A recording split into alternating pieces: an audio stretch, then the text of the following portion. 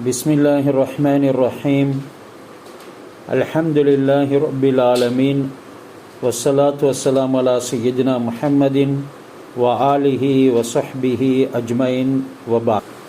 யா சாஹிபை ஸிஜ்னி அர்பாபும் முத்தஃபர்ரிகூன கைருன் அமில்லாஹுல் வாஹிதுல் கஹார்.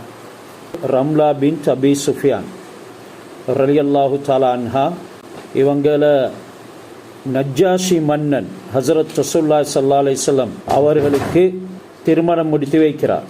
ஏற்கனவே ஹஸரத் உஸ்மான் ரலியல்லாஹு தஆலா அன்ஹு அவங்க தான் வலியாக இருந்தாங்க. அந்த திருமண சபையில் நஜ்ஜாஷி மன்னனுக்கு ஹஸரத் ரசூலுல்லாஹி ஸல்லல்லாஹு அலைஹி வஸல்லம் தூது அனுப்புகிறாங்க. நீங்கள் பொறுப்பாக இருந்து உம்மு ஹபீபாவை எனக்கு திருமணம் முடிச்சு வைங்க. நஜ்ஜாஷி மன்னன் ஹுத்பா ஓதினார். அல்ஹம்துலில்லாஹில் குத்தூஸ் அல் முஃமினுல் அஸீஸுல் ஜப்பார் வ அஷ்ஹது அன்ன முஹம்மதன் அப்துஹு வ ரசூலுஹு வ அஷ்ஹது அல்லா இலாஹ இல்லல்லாஹ் வ அன்ன முஹம்மதன் அப்துஹு வ ரசூலுஹு வ அன்னஹு ஹுவல்லதி பஷ்ஷர பிஹி ஈஸா இப்னு மரியம் என்று அவர் ஹம்து ஸலவாத் ஓதிட்டு, அம்மா பஅத் ஃபஇன்ன ரசூலுல்லாஹி ஸல்லல்லாஹு அலைஹி வஸல்லம் ரசூலுல்லா தலப மின்னி என்னிடத்தில் வேண்டினார் அன்னுஸவ்விஜஹு உம்ம ஹபீபத் பின்த் அபி சுஃபியான், அபு சுஃபியானுடைய மகள் உம்மு ஹபீபாவை அன்னாருக்கு திருமணம் முடித்து வைக்குமாறு ஃபஅஜப்துஹு இலாமா தலப அவருடைய வேண்டுகோளுக்கு நான் பதிலளித்தேன். மேலும் வ அம்ஹர்துஹா நியாபத்தன் அன்ஹு அர்பாமியத்தி தீனாரின் தஹபன் அவளுக்கு 400 தீனார்களை தங்க நாணயங்களை நான் மஹராக கொடுக்கிறேன். அலா சுன்னத்தி ரசூலில்லா ரசூல்லாவுடைய நடைமுறையின் படிக்கு என்று அவர் சொன்னார். அதன் பின்னால் தீனார்களை அவங்களுக்கு முன்னால் அப்படியே கொட்டப்பட்டுச்சு. ஹாலித் என்ற ஒருத்தர் இருந்தார். அவரும் ஹுத்பா ஓதினார். அல்ஹம்துலில்லாஹி அஹ்மதுஹு வ அஸ்தஈனுஹு வ அஸ்தக்ஃபிருஹு வ அதூபு இலைஹி வ அஷ்ஹது அன்ன முஹம்மதன் அப்துஹு வ ரசூலுஹு அர்ஸலஹு பிதீனில் ஹுதா வல் ஹக்கி லியுல்ஹிரஹு அலா தீனி குல்லி வலவ் கரிஹல் காஃபிரூன். திருமணம் நடந்தேறது. நஜ்ஜாஷி மன்னன் துஆ செய்கிறார். ஃபபாரக்கல்லாஹு லி ரசூலிஹி பி ஜௌஜதிஹி, அல்லாஹ் ரசூலுல்லாவுக்கும் அவருடைய மனைவிக்கும் பரக்கத் செய்வானாக. வ ஹனி அன்லி உம்மி ஹபீபத் பிமா கதபல்லாஹு லஹா மினல் ஹைரி, நலவிலிருந்து அல்லாஹ் சுப்ஹானஹு வ தஆலா உம்மு ஹபீபாவுக்கு எதனை எழுதினானோ அதற்கு அவளுக்கு சுபசோபனம் உண்டாவதாக என்று சொன்னாங்க. சும்ம ஹம்ரல் மால வ ஹம்ம ஐ யம்லிய பிஹி இலைஹா ஃபகாம அஸ்ஹாபுஹு லிகியாமிஹி வ ஹம்மு பில் இன்சிராஃபி ஐலன் ஃபகால் லஹும் நஜ்ஜாசி இஜ்லிசு. இப்போ விஷயமெல்லாம் முடிஞ்சதன் பின்னால் அங்கே இருந்து எழுந்து செல்றதுக்கு மக்கள் நாடிய நேரம் நஜ்ஜாசி சொன்னார், நீங்கள் எல்லாரும் உட்காருங்க. ஃபஇன்ன சுன்னத்தல் அன்பியாஇ இதா தஸவ்வஜு அய்யுத்இமு தஆமன், நபிமார்களுடைய வழிமுறைத்தான், சுன்னத்து தான், ஒரு திருமணம் நடந்தால் உணவு கொடுக்கணும், சாப்பாடு கொடுக்கணும் என்று வதஆலஹும் பிதஆமின் ஃபஅக்கலல் கௌமுன் ஃபல்து, சாப்பாடு கொண்டு வர வைத்து அங்கே பரிமாறப்பட்டு அந்த கூட்டம் அதனை சாப்பிட்டு அவங்க திரும்பி செஞ்சிட்டாங்க. இந்த நேரம் ஹஸரத் உம்மு ஹபீபா ரலியல்லாஹு தஆலா அன்ஹா சொல்கிறாங்க, எனக்கு அந்த பணம் அப்ரஹா என்ற பெண்மணி, அப்ரஹா என்ற யானை படைக்குன்னு சொல்கிறது, அங்கே அப்ரஹா என்ற ஒரு பெண் இருந்தால் அந்த பெண் தான் அந்த பணத்தை எடுத்துக்கொண்டு வந்து ஹஸரத் உம்மு ஹபீபா ரலியல்லாஹு தஆலா அன்ஹா அவர்களிடத்தில் பரவு கொண்டு வந்து சேர்த்தார்.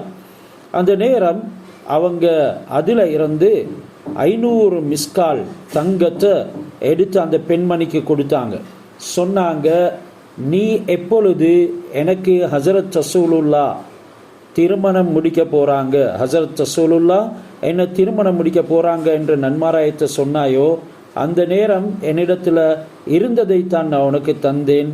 அதாவது இன்னி குந்து ஆத்தைத்துக்கி மா ஆத்தைத்து ஹீன பஷர்தனி வலம் யகுன் இந்தி யௌமைதின் மாலுன்.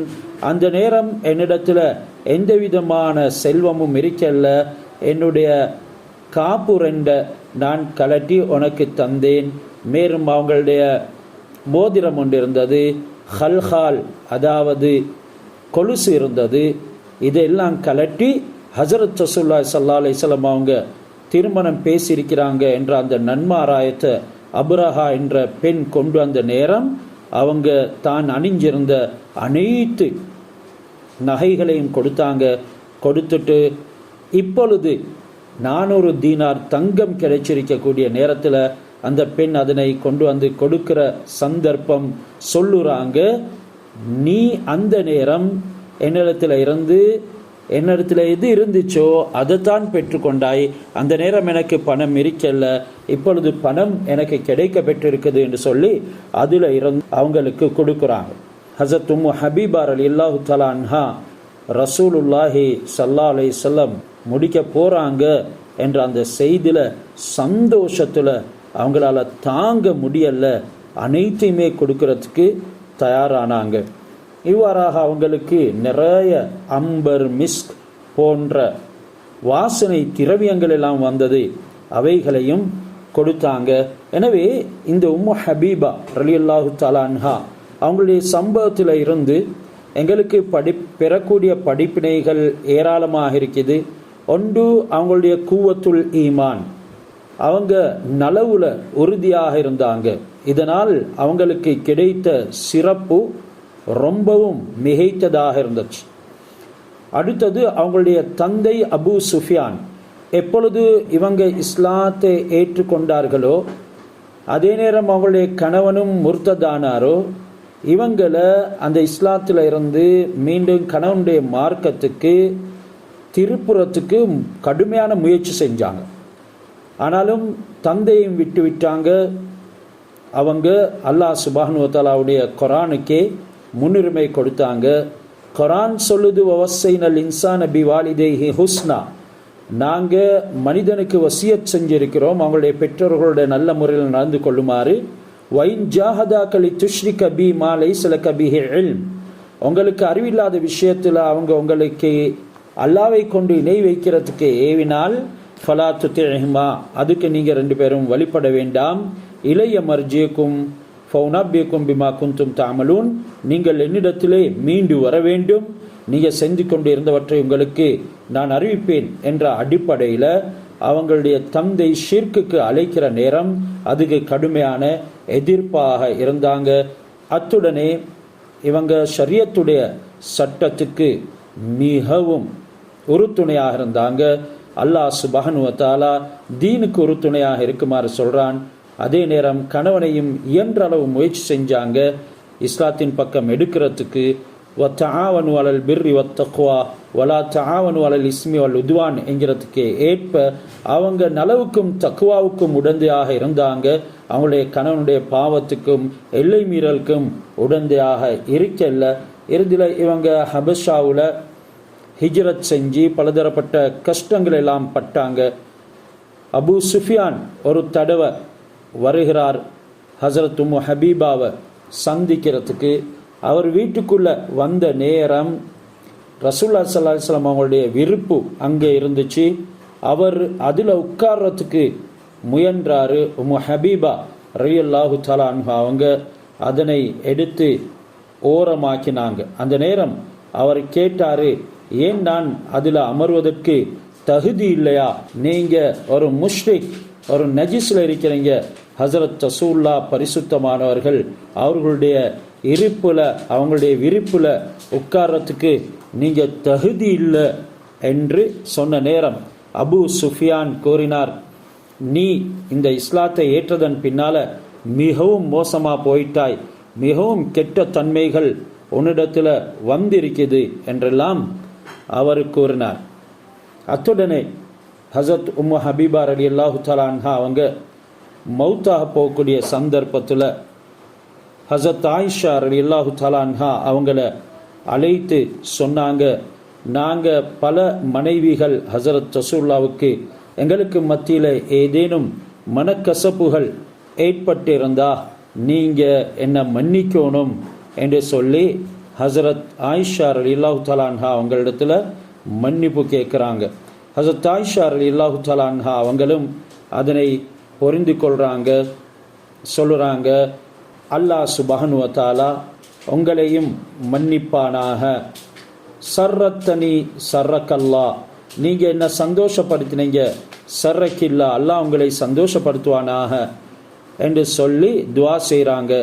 அருசலத்திலா உம்மி சலமத்த, உம்மு சலமா ரலியல்லாஹு தஆலா அவங்களிடத்திலையும் ஆள் அனுப்பி அவங்களையும் வரவழைத்து ஃபக்காலத்லஹா மிஸ்லதாலிக், ஹஸரத் ஆயிஷா ரலியல்லாஹு தஆலா அன்ஹா அவங்களிடத்தில் சொன்னதை போல, கதுக்கான பைனனா மா யகூனு பைனல் தராயிர், பல மனைமார்களுக்கு மத்தியில் உண்டாகக்கூடிய சில தகராறுகள் எங்களுக்கு மத்தியில் உண்டாகிருக்கும்.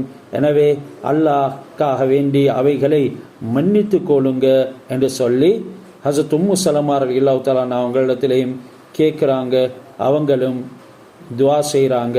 இப்படியான நல்ல தன்மைகளை உள்ளடக்கியவர்களாக ஹஸரத் உம்மு ஹபீபா ரலியல்லாஹு தஆலா அன்ஹா அவங்க இருந்தாங்க. இறுதியில் அவங்க இந்த உலகத்தை விட்டும் பிரிகிறாங்க. அல்லாஹ் சுப்ஹானஹு வ தஆலா ஹஸரத் உம்மு ஹபீபா ரலியல்லாஹு தஆலா அன்ஹா அவங்களுடைய வாழ்க்கையில் நடந்த விடயங்களை வைத்து, அவங்களுடைய நல்ல தன்மைகளை வைத்து நாம் எங்களுடைய வாழ்க்கையில் எடுத்து நடக்கிறதுக்கு அல்லாஹ் தௌஃபீக் செய்யணும். எனவே இவங்க சனத்த அர்பைனரில் ஹிஜ்ரத்தி, ஹிஜ்ரி 44வது வருடத்தில் மௌத்தா போகிறாங்க. 42 என்றும் சொல்லப்படுது. ஒரு ரிவாயத்து இருக்குது இவங்களுடைய கபரு திமிஷ்கில் அமைந்தது என்றாலும் சரியான ரிவாயத் ஜன்னத்துல் பக்கீல மதீனா முனவ்வர்லாவில் தான் இவங்க அடக்கம் செய்யப்பட்டிருக்கிறாங்க ரலியல்லாஹு அன்ஹா. நாங்கள் இறுதியாக சூரா யூசுஃபுடைய 39வது ஆயத்தை படித்தோம். யா சாஹிபை சிஜ்னி அர்பாபு முத்தஃபர்ரிகூன கைருன். ஹஸரத் யூசுஃப் அலைஹிஸ்ஸலாம் அவங்களுடைய சிறையில் உள்ள நண்பர்களுக்கு தாவத் கொடுக்குறாங்க, கேள்வி கேட்குறாங்க. என்னுடைய சிறையின் தோழர்களே, பலதரப்பட்ட தெய்வங்களா சிறந்தவர்கள், அமில்லாஹுல் வாஹிதுல் கஹார், அல்லது அனைத்தையும் நிர்வகிக்கும் அடக்கி ஆளும் அல்லாவா என்று கேட்டு அவங்களுடைய தாவத்தை தொடர்றாங்க. மா தஅபுதூன மின் தூனிஹி இல்லா அஸ்மாஅன், அல்லாவை தவிர்த்து நீங்கள் எதையெல்லாம் வணங்கி கொண்டு இருக்கிறீங்களோ அவைகள் வெறுமனே பெயர்கள் தான், பெயர்களை தவிர வேறு எதுவும் இல்லை. சம்மைத்துமூஹா அன்தும் வாபாவுக்கும், அந்த பெயர்களை வைத்தது நீங்களும் உங்களுடைய மூதாதைகளும் தான். மா அன்சல் அல்லாஹு பிஹா மின் சுல்தான், அல்லாஹ் சுப்ஹானஹு வ தஆலா அப்படி நீங்கள் ஒன்றை வணங்குவதற்கு உங்களுக்கு எந்த விதமான அதிகாரத்தையும் அளிக்கல்ல. இனில் ஹுக்மு இல்லா, தீர்ப்பு அல்லாவுக்கு தவிர வேற யாருக்கும் இல்லை. அமர அல்லா தஅபுது இல்லா இய்யாஹு, அவனை தவிர வேறு யாரையும் வணங்கக்கூடாது என்று அவன் ஏவி இருக்கிறான். தாலிக தீனுல் கையம், அப்படி அவனை மட்டும் வணங்குவது தான் நேர்த்தியான மார்க்கம். வலாக்கின்ன அக்ஸரன் நாசி லா யஅலமூன், என்றாலும் அதிகமான மனிதர்கள் இதனை விளங்க மாட்டார்கள். அல்லாஹு தாலாவை தவிர உள்ள எல்லாமே நீங்கி மறைந்து விடக்கூடியது. அவைகள் எல்லாமே நிழலுக்கு ஒப்பானது. நிழல் எப்படி நீங்கி மறைந்து விடுமோ அதே போல தற்காலிகமானது. அறிவுள்ளவங்க அந்த நிழலை பின்பற்ற மாட்டாங்க. நிழல்களை நிர்மாணித்தவன் அல்லாஹ், அவன் ஒருவனைத்தான் பின்பற்றுவாங்க. அல்லாஹு தாலா அவனை பின்பற்றதைத்தான் கட்டளையிட்டிருக்கிறான். அதுதான் எங்களுடைய மார்க்கம். பகிரங்கமான மறைவான ஷிர்க் எதுவுமே, இணை வைத்தல் எதுவுமே அல்லாஹ்வுக்கு வைக்கக்கூடாது. இன்றைக்கு நாங்கள் பல கட்டங்களில் முர்த்ததாகக்கூடிய சந்தர்ப்பங்கள் இருக்குது. நாங்கள் ரித்தத்துடைய வார்த்தையை கூட பேசிடுறோம். ஒன்று இருக்குது ஷிர்குல் ஹஃபி, மறைமுகமான ஷிர்க். அதாவது ஒரு மனிதன் தொழுகையில் சோம்பல் காட்டுறான். இப்போ இறுதியில் அவனுக்கு ஒரு எண்ணம் ஒன்று வரும், இந்த தொழுகை ஒன்று கடமையாக்கப்படாமல் இருந்தால் நல்லா இருக்குமே. ஏன்? அவனுக்கு அதை எடுத்து நடக்கிறது சிரமம். அவனுடைய பாவத்தின் காரணமாக சிரமமாகிட்டது தொழுகை போன்றாமல் அவனுக்கு. இது தொழுகை ஒரு உதாரணமாக எடுத்து சொல்றது. ஏனெனில் இபாதத்துகளில் கலிமாவுக்கு பின்னால ஆக முக்கியம் வாய்ந்தது தொழுகை. இப்போ இதில் பழக்கம் இல்லாதவனுக்கு அது சுமையாக ஆகிடும். சில சந்தர்ப்பங்களில் அவன் அறிந்தே அதனை விடக்கூடியவனாகவும் ஆகிடுவான். இறுதியில் அவனுடைய உள்ளத்தில் மறைமுகமாக தோன்றும், இப்படி தொழுக ஒன்று விதியாக்கப்படாமல் இருந்தால் நல்லா இருக்குமே என்று. இது அவனை ஷிர்கில் கொண்டு போயிட்டு சேரும். இப்படியாக ஷிர்குல் ஹஃபி அதுவும் நடக்கும். காரணம் என்னண்டா, அல்லாஹ் தான் வணக்கத்துக்குரியவன் என்ற உபூதியத்தை, அல்லாஹ் வணங்குறதுக்கு தகுதியானவன், நான் அவனுடைய அடிமை என்கிறத இவன் சம்பூர்ணமாக மறக்கக்கூடிய ஒரு நிலைமை அங்கே உண்டாகுது. இதனால் மறைவான ஷிர்க்கு, வெளிப்படையான ஷிர்க்கு அனைத்தை விட்டும் அல்லாஹ் சுப்ஹானஹு வ தஆலா இடத்துல பாதுகாவல் தேடுறதோடு அவைகளை விட்டும் விலகி இருக்கிறதுக்கும் நாங்கள் முயற்சிக்கணும். இதற்காக வேண்டித்தான் 5ஆம் கலிமா, அது ரத்துல் குஃப்ர் என்று சொல்லப்படும். குஃபுரை தட்டக்கூடியது, குஃபுரை இல்லாமலாக்கக்கூடியது. இதனை நாங்கள் ஒரு நாளைக்கு 2 தடவையாவது ஓதுவோம், காலையிலை மாலையிலை. அதில் நாங்கள் அல்லாஹ் இடத்துல கார்மானம் தேடுறோம். அல்லாஹும்ம இன்னி அஊது பிக மின் அன் உஷ்ரிக, யல்லாஹ் உனக்கு இணை வைக்கிறதை விட்டும் அந்த பாவத்தை விட்டும் நான் உலகத்தில் பாதுகாவல் தேடுகிறேன். மின் அன் உஷ்ரிக பிக ஷைஅன் வ அன அஅலமு, நான் அறிந்த நிலைமையில் உனக்கு இணை வைக்கிறதை விட்டும், வமாலா அஅலமு, இன்னும் அறியாத நிலைமையில் என்னின் மூலமாக உனக்கு இணை நடப்பதை விட்டும் ஷிர்க் செய்கிறதை விட்டும் உன்னிடத்தில் பாதுகாவல் தேடுகிறேன் என்று நாங்கள் துவா கேட்கணும். அதே மாதிரி அதில் நாங்கள் சொல்லுகிறோம், யா அல்லாஹ் உன்னை தவிர வேறு யாரையும் நாங்கள் வணங்குகிறோம் இல்லை என்றெல்லாம் குறிப்பிடுகிறோம். எனவே இந்த கலிமா காலையிலே மாலையும் ஒவ்வொரு மூமினும் ஓதி அல்லாஹ் சுப்ஹானஹு வ தஆலா இடத்துல பாதுகாப்பு தேடணும். அல்லாஹ் சுப்ஹானஹு வ தஆலா இடத்துல எங்களை சேர்த்து வைக்கக்கூடிய இஹ்லாஸ்ல முதன்மையானது தான் எங்களுடைய உல சுத்தம் அடையணும், ஈமானுடைய வழிபாட்டில் ஆசை வைக்கணும், அல்லாஹ் தாலாவுடைய விஷயத்தில் மிகைத்த ஆசை உள்ளவர்களாக இருக்கணும். அப்படி இருந்தால்தான் எங்களுடைய ஈமான் பிரயோஜனப்படும். அல்லாஹ்வுடைய நன்மையை ஆதரவு வைத்து அவனுடைய வேதனையை பயந்து அவனை நாங்கள் வழிபடுறதை விடவும் நாங்கள் முழுமையாக அல்லாவை அடையணும், அவனுடைய திருப்தி அடையணும் என்பதற்காக வேண்டிய அமல் செய்கிறது தான் சிறந்தது. இதனால தான் இப்னு சீரின் ரஹ்மத்துல்லாஹி அலைஹி அவங்க சொல்கிறாங்க, எனக்கு சொர்க்கம் போகிறதுக்கும் 2 ரக்காத் தொழுறதுக்கும் சந்தர்ப்பம் கொடுக்கப்பட்டால் நான் 2 ரக்காத் தொழுறதைத்தான் ஏற்றுக்கொள்வேன். ஏனெனில் சொர்க்கம் போகிறது என்னுடைய சந்தோஷத்துக்காக, 2 ரக்காத் தொழுறது என்னுடைய ரப்பின் சந்தோஷத்துக்காக. இதுதான் ஈமானுடைய உயர்ந்த அந்தஸ்து. இந்த அந்தஸ்துக்கு தான் நாங்கள் வரணும். துனியாவுடையவோ ஆஹ்ராவுடையவோ எந்த விதமான செல்வத்தையோ எந்த விதமான தேவையோ எதிர்பார்த்து அமல் செய்கிறது இல்லை. அதே மாதிரி நரகத்துக்கு பயந்து அமல் செய்கிறதும் இல்லை. மாற்றமாக அல்லாஹ்வுடைய திருப்திக்காக அல்லாஹ் அதனை ஏற்றுக்கொள்ள வேண்டும்.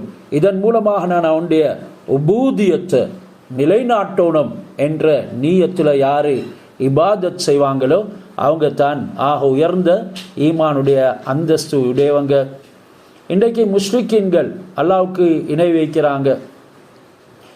அவங்களுக்கு அந்த இணை வைக்கிறதுக்கு எந்த ஆதாரமும் இல்லை. இதனால தான் அல்லாஹ் சுப்ஹானஹு வ தஆலா சொல்றான், மான்சலல்லாஹு பிஹா மின் சுல்தான். இன்றைக்கு ஓதின ஆயத்தில் அல்லாஹ் சுப்ஹானஹு வ தஆலா இணை வைக்கிறதுக்கு அவங்களுக்கு எந்த விதமான அதிகாரத்தையும் கொடுக்கல.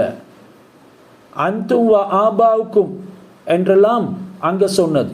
இப்போ உங்களுக்கும் அதற்குரிய எந்த அதிகாரமும் இல்லை, உங்களுடைய மூதாதையர்களுக்கும் இல்லை. எதனை நீங்கள் பெயர்களாக வைத்து அழைத்து வணங்குறீங்களோ அது வணக்கத்துக்கு தகுதியான தெய்வங்கள் அல்ல. நீங்கள் தான் அவர்களுக்கு பெயர்களை ஏற்படுத்திக்கிறீங்க. இப்படி செய்கிறது மார்க்கம் இல்லைங்கிறது தான் இந்த ஆயத்தினுடைய கருத்து. ஒரு தடவை தவசாலிகள் உடைய ஒரு கூட்டத்தை கடந்து ஒரு பெண் போகிறாள். அவள் கேட்கிறார், தர்மம் என்றா என்ன? அதற்கு அவங்க சொன்ன பதில் பணத்தை கொடுக்கிறது. இது உலகவாசிகளுடைய பாமரர்களுடைய தர்மம் என்று அவர் பதில் சொல்லுறாள். மீட்டு கேட்கிறாள், நல்லோர்கள் பெரியோர்கள் இவங்களுடைய தர்மம் என்ன? சிரமப்பட்டு தேடியதை செலவு செய்கிறது, சிரமப்பட்டு தேடியதை அல்லாஹ்வுடைய வழியில் செலவு செய்கிறது. அவள் திருப்பி கேட்கிறாள், அப்படி நீங்கள் சிரமப்பட்டு சம்பாதித்ததை அல்லாஹ்வுடைய வழியில் செலவு செய்கிறதுக்கு நன்மை எதிர்பார்க்குறீங்களா? அவங்க எல்லாரும் பதில் அளிக்கிறாங்க, ஆம். அவள் கூறுகிறார், ஒருவர் ஒரு நன்மையை செஞ்சால் அவருக்கு 10 மடங்கு நன்மை இருக்கிறது என்று அல்லாஹ் சுப்ஹானஹு வ தஆலா அவனுடைய குர்ஆனில் சொல்லியிருக்கிறான். நீங்கள் 1க்கு 10 அடைகிறீங்க, தர்மம் எங்கே இருக்குது என்று சொல்லி கேட்குறான். தர்மம் என்கிறதுக்கு ஓண்ட கருத்து என்னான்னு திருப்பி கேட்குறாங்க. தர்மம் என்கிறது இந்த பணம் கொடுக்கிறதோ மற்றும் உண்டானவங்களுடைய மேற்வாளியான இந்த விளக்கங்களோ அல்ல. அல்லாஹு தஆலாக்கா வேண்டிய அமல்களை செய்கிறது தான் சரியான தர்மம். சொர்க்கத்துக்காகவோ நரகத்துக்காகவோ நன்மை பயனை அடைவதற்காகவோ இல்லை, வேதனை செய்வதனை பயந்ததுக்காகவோ இல்லை என்று அவள் பதில் சொல்கிறாள். இந்த முறையில் தான் எங்களுடைய அமல்களை நாங்கள் இஹ்லாஸ் உள்ளதாக ஆக்கி கொள்ளணும். எனவே இது இஹ்லாஸுக்கு ஆகவும் சிறந்த ஒரு சம்பவமாக இருக்குது. அல்லாஹ் சுப்ஹானஹு வ தஆலா காக வேண்டி அமல் செஞ்சாங்க. ஹஸரத் ஃபாத்திமா ரலியல்லாஹு அன்ஹு, ஹஸரத் அலி ரலியல்லாஹு அன்ஹு, ஹசன் ஹுசைன் ரலியல்லாஹு அன்ஹுமா. அல்லாஹ் குர்ஆனில் அதனை பற்றி சூரத்து தஹ்ரில் சொன்னான். எனவே நாங்கள் அவைகளை பல தடவை பேசிக்கிறோம். எந்த அளவுக்கு அல்லாஹ் அவங்கள புகழ்ந்தான் என்று சொன்னால், இன்னமா நுத்இமுக்கும் லிவஜ்ஹில்லாஹி லா நுரீது மின்கும் ஜஸாஅன் வலா ஷுக்கூரா. நாங்கள் உங்களுக்கு உணவு அளிக்கிறதெல்லாம் லிவஜ்ஹில்லா, வெறுமனே அல்லாஹ்வுக்காக வேண்டித்தான், எந்த நோக்கமும் இல்லை, ஒரே ஒரு திருப்தி, அல்லாஹ்வுடைய திருப்தி. ஆனால் இன்றைக்கு நாங்கள் ஒரு தர்மம் செய்யக்கொள்ளையும் இது என்ற பிள்ளைகளுக்கு பயனளிக்க வேண்டும் என்று நியத்து வைக்கிறோம். நாங்கள் அந்த பிள்ளைகளுக்கு செய்கிறோம், எங்கட பிள்ளைகளை அல்லாஹ் பாதுகாப்பான் என்ற நியத்தில் நாங்கள் செய்கிறோம். நிச்சயமாக தர்மத்தின் மூலமாக அல்லாஹ் பாதுகாப்பான் என்றாலும் அந்த நியத்தை விடவும் இது நான் அல்லாஹ்வுடைய திருப்திக்காக அல்லாஹ் பொருந்து கொள்ளணும்ங்கிறதுக்காக வேண்டி கொடுக்குறேன் என்ற அந்த தூய்மையான எண்ணங்கள் எங்களிடத்தில் வரணும். இதுதான் மார்க்கம். அல்லாஹ் சுப்ஹானஹு வ தஆலாவும் இப்படியானவங்களை தான் அவனுக்கு மிகவும் இபாதத் செய்தவர்கள் என்று சொல்லி கணக்கெடுக்கிறான். ஏனெனில் சிலருக்கு தர்மம் செய்கிறதுக்கு பணம் கிடையாது என்றாலும் அவர்களுடைய தூய்மையான எண்ணம் பெரும் தர்மகர்த்தாக்களை விடவும், அதாவது பெரும் பெரும் ஈகை குணம் உள்ளவர்களை விடவும் உயர்ந்த அந்தஸ்தில் போடுது. ஹஸரத் மூசா அலைஹிஸ்ஸலாம் அவருடைய காலத்தில் ஒரு மனிதன் ஒரு பெரிய மண்குவியலுக்கு அருகாமையால் நடந்து போகிறார். உள்ளத்தில் எண்ணம் தோண்டுது, இவைகள் அனைத்தும் தங்கமாகி எனக்கு சொந்தமானால் அனைத்தையும் அல்லாஹ் தஆலாவுடைய பாதையில் செலவு செய்து விடுவேன். உடனே அல்லாஹ் நபிக்கு வஹி அறிவிக்கிறான், அவருடைய நியத்தை நாங்கள் கபூல் செஞ்சிட்டோம், அவைகள் அனைத்தையும் தங்கமாக மாற்றி அல்லாஹ்வுடைய பாதையில் தர்மம் செய்த கூலியை கொடுத்திடுகிறோம். எனவே இஹ்லாஸுடன் வைக்கக்கூடிய நியத்துகளுக்கு அது உண்மையிலே செயல்படுத்தப்படாவிட்டாலும் கூட அல்லாஹ் உள்ளத்தை பார்த்து அதற்குரிய கூலிகளை தாரான். இன்னொரு சம்பவம் பதிவாக்கப்படுது. சன்ஆ, யமனுடைய தலைநகரம்.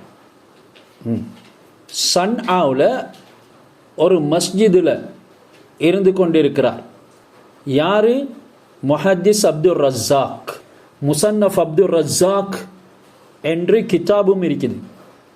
அவர் எழுதிய ஹதீஸ் கிதாபுகள். ஹயத் சாபா பெருட்டினா இந்த அப்துல் ரஸாக் அதிகமாக வருவார். அப்போ இந்த அப்துல் ரஸாக் சன்ஆவுடைய மஸ்ஜிதில் உட்கார்ந்து மக்களுக்கு நசீஹத் செஞ்சு கொண்டு இருக்கிறார். மக்கள் எல்லாமே அவங்களுடைய உபதேசத்தை நசீகத்தை ஆர்வத்தோடு கேட்டுக்கொண்டிருக்கிறான். ஆனால் ஒரு வாலிபர் மட்டும் அந்த மஸ்ஜிதில் இருந்து ஒதுங்கி ஒரு மூலையில் தனித்து உட்கார்ந்து கொண்டு அவருடைய வேலையை பார்த்து கொண்டு இருக்கிறார். இப்போ அவரிடம் ஒருத்தர் சென்று, நீ ஏன் அப்துல் ரஸாக் உடைய நசீகத்தை கேட்கல? வாலிபர் சொல்றார், நான் ரஸாக்குடைய பேச்சை கேட்டுக்கொண்டிருக்கிறேன். நீ ரஸாக்குடைய அடிமை, அப்துல் ரஸாக்குடைய பேச்சை கேட்குமாறு எனக்கு சொல்லுகிறீரே, உன்னோட பேச்சில் நீ உண்மையாக இருந்தா நான் யார் என்று உனக்கு சொல்ல முடியுமா என்று அந்த மனிதர் கேட்கிறார். அந்த வாலிபர், நீங்கள் ஹில்ர் நபி என்று பதில் சொல்கிறார். இவங்க நபியா வலியா என்றத்தில் பல கருத்து வேற்றுமை இருக்குது. என்றாலும் அவர் சொல்கிறாரு, நீங்கள் ஹில்ர் நபி, ஹஸ்ரத் ஹில்ர் அலைஹிஸ்ஸலாம் அவங்க அல்லாஹு தாலாவுக்கு சிறந்த அடியார்கள் இருக்கிறார்கள். அவங்க அழிந்து போகக்கூடிய இந்த அற்ப சொற்ப வாழ்க்கையை நிரந்தரமாக மர்மை வாழ்க்கைக்கு பதிலாக செலவு செய்து விட்டாங்க என்று சொல்லிட்டு போகிறார். இந்த முறையில் ஹஸரத் யூசுப் அலைஹிஸ்ஸலாம் இவ்வளவு கடுமையான சிரமத்திலையும் அல்லாஹ் சுப்ஹானஹு வ தஆலாவை மறக்கல்ல. அவங்கள சிறையில் போடப்பட்டிருக்குது. அந்த சிறைக்குள்ளேயும் தாவத்தை கொடுக்குறாங்க.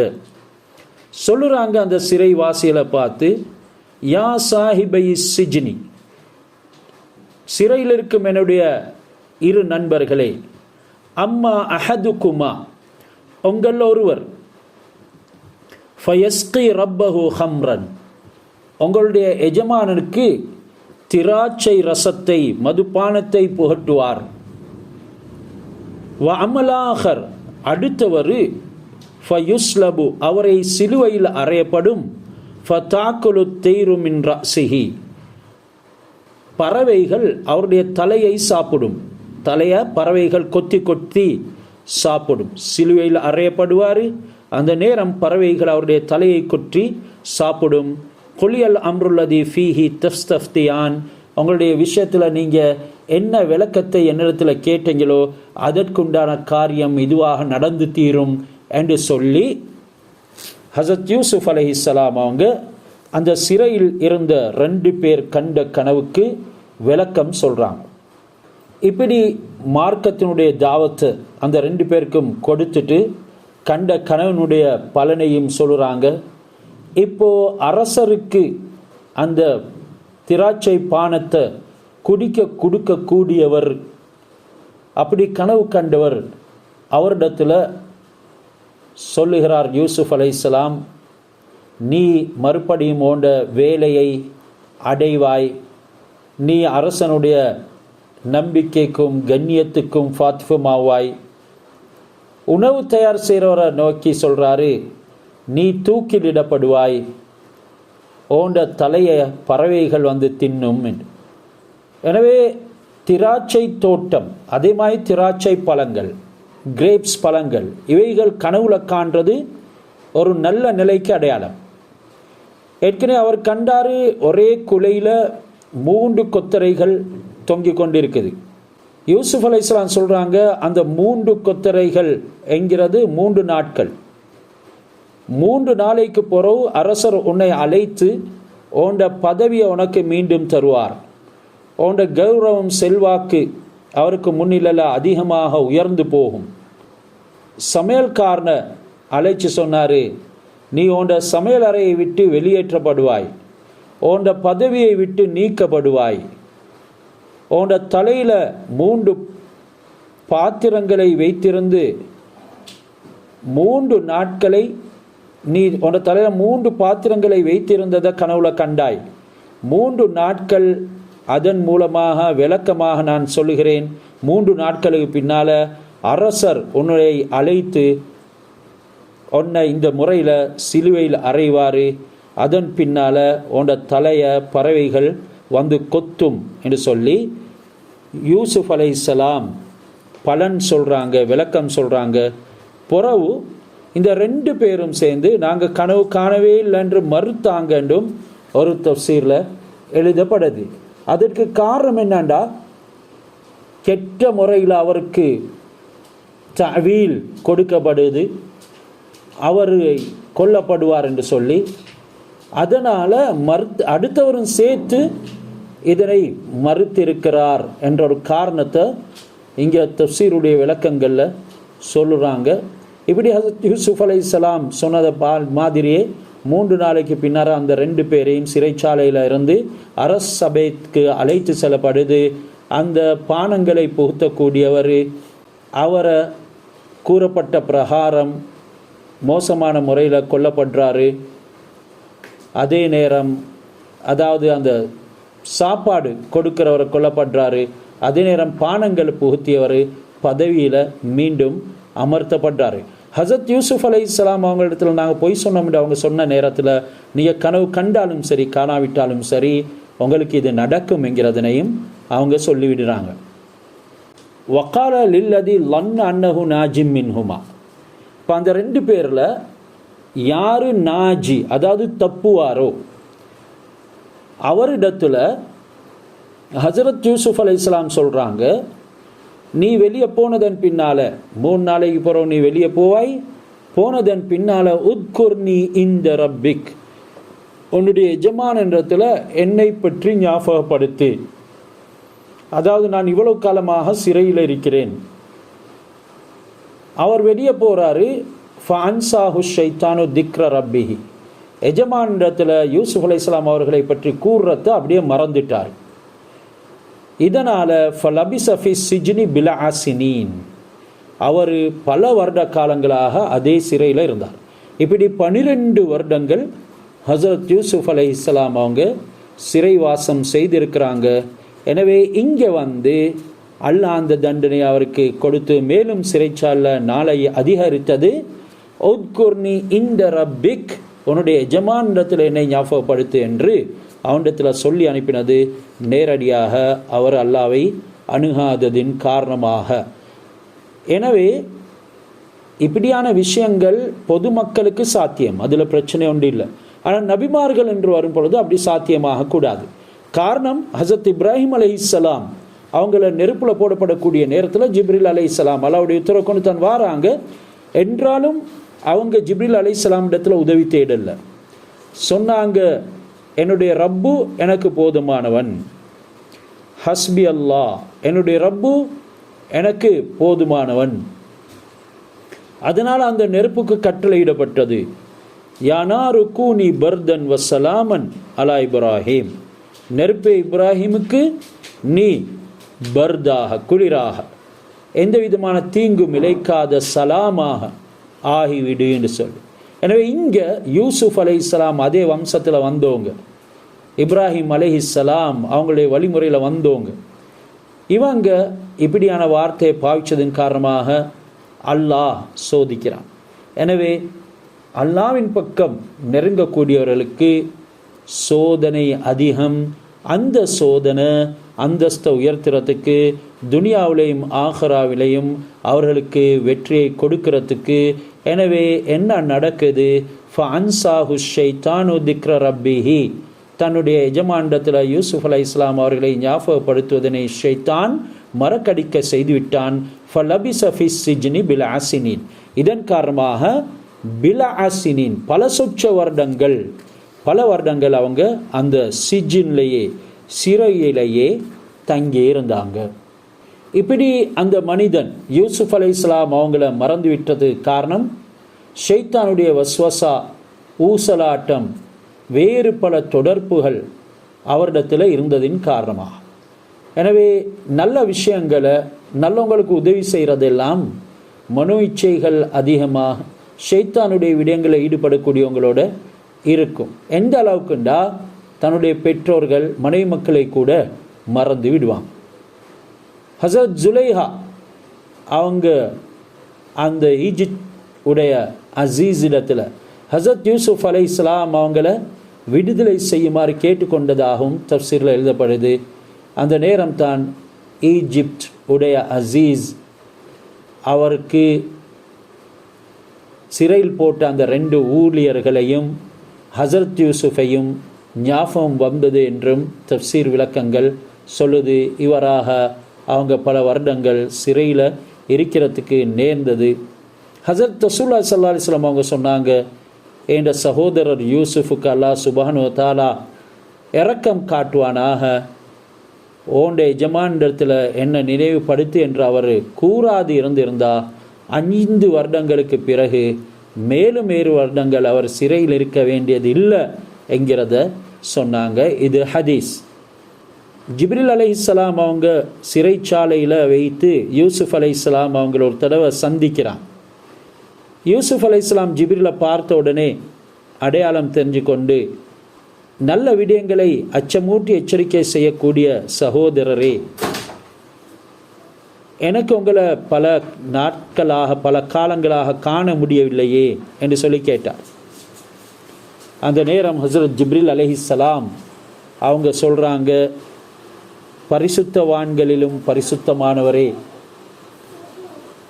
உங்களுடைய மூதாதையர்கள் அவர்களை கொண்டு அல்லாஹ் சுப்ஹானஹு வ தஆலா என்னை கண்ணியமாக்கி வைக்கணும், அல்லாஹ் சுப்ஹானஹு வ தஆலா உங்களுக்கு சலாம் சொல்கிறான் என்று நீண்ட கால சந்திப்புக்கு பின்னால் ஹஸரத் ஜிப்ரீல் அலைஹிஸ்ஸலாம் யூசுஃப் அலைஹிஸ்ஸலாம் அவரிடத்தில் சொல்கிற நேரம், அல்லாஹ் அல்லாதவரிடத்தில் நீங்கள் உதவி தேடினீங்க, அந்த அல்லாஹ்வுடைய விடயத்தில் நீங்கள் வெட்கமடையக்கூடாதா என்று அல்லாஹ் கேட்கிறான். அந்த நேரம் யூசுஃப் அலைஹிஸ்ஸலாம் ஜிப்ரீல் அலைஹிஸ்ஸலாம் இடத்துல, ஜிப்ரீலே, என்ற அல்லாஹ் என்னை திருப்தி கொண்டிருக்கிறானா? அவர் ஆம் என்கிறார்.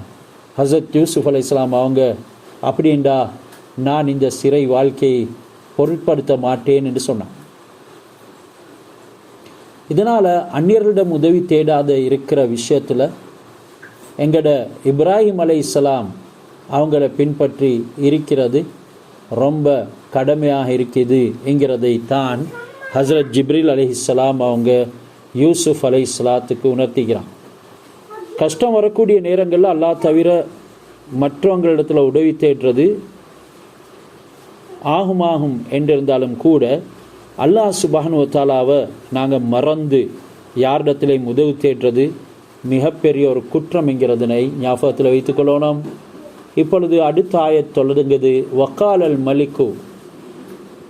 இப்போ கனவு கண்டவர்களுக்கு விளக்கமெல்லாம் சொல்லி அவர்கள் நிதஹஸ் ஆகுவாங்க, ஃப்ரீ ஆகுவாங்க என்கிறது எல்லாம் விளங்கி யூசுஃப் அலைஹிஸ்ஸலாம் தன்னை பற்றி எஜமானிடத்தில் ஞாபகப்படுத்துங்க என்றெல்லாம் சொல்லி அது மறந்து பல காலம் போனதன் பின்னால் வக்காலல் மலிக், அரசர் சொல்கிறார், இன்னி அரா சபஅ பக்கராத்தின் சிமானின், நான் ஒரு கனவு கண்டேன், அதிலே கொளுத்த 7 மாடுகள், சபஅ பக்கராத்தின் சிமானின், கொளுத்த 7 மாடுகள், யக்குலுஹுன்ன சபஅன் இஜாஃபுன், அந்த 7 மாடுகளையும் மெலிந்த 7 மாடுகள் சாப்பிடுகிறது. கொளுத்த 7 மாடுகளையும் மெலிந்த 7 மாடுகள் சம்பூர்ணமாக விழுங்கி சாப்பிடுது. வ சும்புலாத்தின் ஹுலுரின், மேலும் நான் பசுமையான 7 கதிர்களையும் கனவுலை கண்டேன். அதனை தொடர்ந்து வ உஹர யாபிசாத், அது மறைந்து விடுகிறது, இன்னும் உலர்ந்த 7 கதிர்களையும் கண்டேன். யாயுஹல் மலஉ, ஜனங்களே, அஃப்தூனி ஃபீ ருயாய, என்னுடைய இந்த கனவுக்கு விளக்கம் தாங்க. இன் குந்தும் லிர்ருயா தஅபுருன், நீங்கள் கனவுக்கு விளக்கம் சொல்லக்கூடியவர்களாக இருந்தால் என்று அந்த ஈஜிப்துடைய பிரதம அரசர், அவர் ஆண்டுக்கு ஒரு முறை அந்த எகிப்தில் நதிக்கரை ஓரத்தில் ஒரு விழா ஒன்றை கொண்டாடுவது வழக்கம்.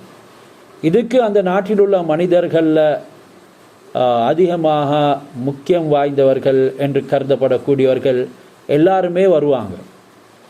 அவங்க எல்லாருக்கும் அரசர் எல்லா விதமான உணவுகளும் முக்கியமான பானங்களை எல்லாம் கொடுத்து சந்தோஷமாக்கி வைப்பார்.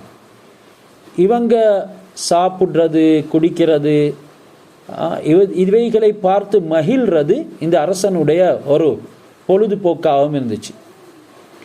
இப்படியான இந்த விழாவை நடத்துகிற ஒரு நாள் தான் அரசர் வெள்ளிக்கிழமை இரவில் ஒரு கனவு காண்கிறார்.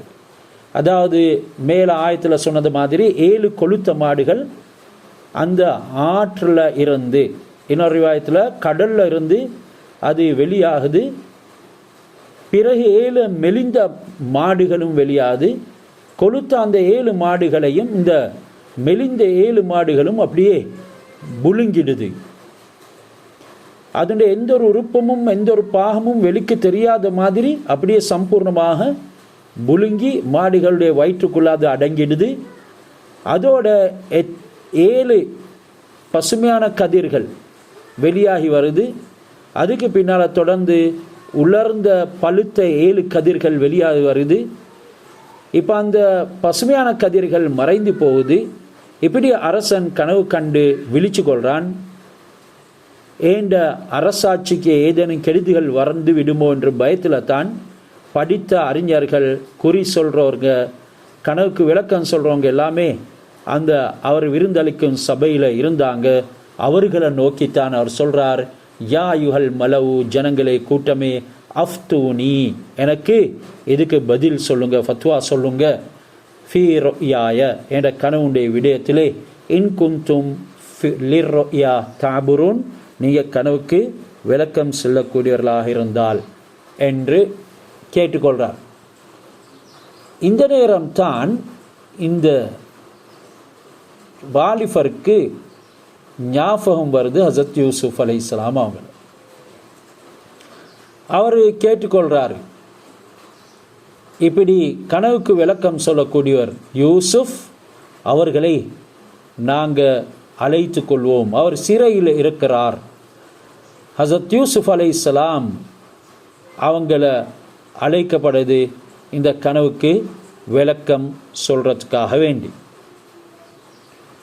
எப்படியும் யார் கனவு கண்டாலும் அதற்கு ஒரு பலன் இருக்கத்தான் செய்யுது. அவர் காஃபிராக இருக்கலாம், முஸ்லீமாக இருக்கலாம். என்றாலும் நல்லோர்களுடைய கனவு அது நுபுவத்தினுடைய ஒரு பகுதி என்றும் சொல்லப்படுது. யார் கனவு கண்டாலும் அதற்கு விளக்கம் ஒன்று இருக்கின்றது. அந்த வகையில் இந்த அரசன் கனவு காண்கிறார். இப்பொழுது ஹசரத் யூசுப் அலைஹிஸ்ஸலாம் அவங்கள அழைத்து கொண்டு வரும்படி அனுப்பப்படுது. ஹசரத் யூசுப் அலைஹிஸ்ஸலாம் வந்து அந்த கனவுகளுக்கு உண்டான விளக்கங்களை சொல்கிறார்.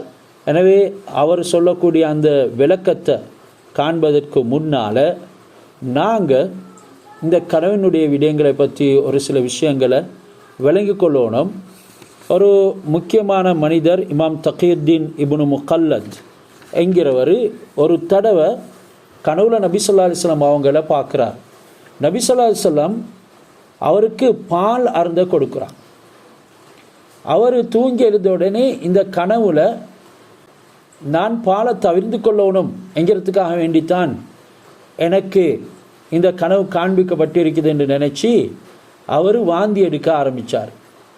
ஹசரத் ரசூலுல்லாஹ் சொல்லிக்கிறாங்க, யார் என்ன கனவுல காண்கிறாரோ அவர் என்ன விழிப்புற கண்டவர் போல, கனவுல என்னையே யார் காண்கிறாரோ என்ன விழிப்புல எப்படி சஹாபாக்கள் கண்டாங்களோ அது மாதிரி தான் இவரும் என்று சொல்லி ஹதீஸ்ல வந்து இவர் வாந்தி எடுத்ததுனால இவர்கிட்ட இருந்து அதிகமான கல்விகள் இல்லாமல் போயிட்டது என்று விளக்கம் கூறப்படுது. ஏண்டா பால் காண்கிறது அது மார்க்க கல்வி என்கிறதனுடைய விளக்கம். இது மாதிரி சில கனவுகளை காண்பார்கள். கெட்ட கனவுகள் அது யாரிடத்திலையும் சொல்லக்கூடாது. என்றாலும் நல்ல கனவுகள், கொஞ்சம் சங்கடமாக இருக்கக்கூடிய கனவுகளை அதுக்கு ஒரு விளக்கம் ஒன்று பெற்றுக்கொள்ள வேணும் என்று இருந்தால் கட்டாயமாக அதை நல்லவர்களிடத்தில் தான் சொல்லணும். அதுவும் கனவு கண்டவங்க தான் அதனை சொல்லணும். கனவை வேற யார்கிட்டையும் ஏவி சொல்லக்கூடாது. ஏனெனில் அப்படி சொல்லுவாண்டா யார்கிட்ட நீங்கள் கனவை சொல்லி கேட்குறீங்களோ அவர் கூட குறையாக சொல்லக்கூடிய நேரத்தில் அதற்கு விளக்கம் கொடுக்கப்பட்டால் நல்ல கனவு கூட கெட்ட கனவாக மாறக்கூடிய அமைப்புகளும் இருக்குது என்கிறத மறந்துவிடக்கூடாது.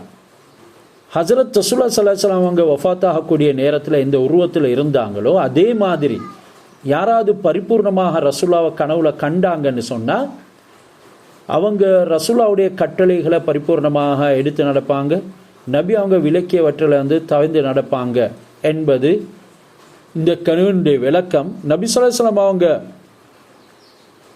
சொன்ன ஏதாவது ஒரு விஷயம் அவருக்கு செல்லுபடியாகும் என்றெல்லாம் விளக்கம் கூறப்படுது. அப்படி மூடலாக இருந்தால் ஹஸரத் ரசூலுல்லாஹி ஸல்லல்லாஹு அலைஹி வஸல்லம் அவங்களோட உண்மையான உருவம் இல்லாமல் அவரை கண்டால் வாழ்க்கையில் சிலவித சோதனைகள் வரும் என்கிறதும் கனவுகளுடைய விளக்கம். எனவே காண்கிறது ரசூல்லா என்று சொல்லப்பட்டால் அது நபி ஸல்லல்லாஹு அலைஹி வஸல்லம் அவங்களிடத்தில் நபி ஸல்லல்லாஹு அலைஹி வஸல்லம் தான் என்கிறதுல சந்தேகங்கள் இல்லை. ஒரு நல்ல அடியார்களில் ஒருத்தர் ஹஜரத் ரசூலுல்லாஹி ஸல்லல்லாஹு அலைஹி வஸல்லம் அவங்கள கனவுல காண்கிறார். அவர் ரசூல்லாவுக்கு கன்னத்தில் அறைகிறார். இப்போ திடுக்கிட்டு பதறி எழும்புறாரு. நபி ஸல்லல்லாஹு அலைஹி வஸல்லம் அவங்கள இப்படி நாங்கள் செஞ்சிட்டோமே.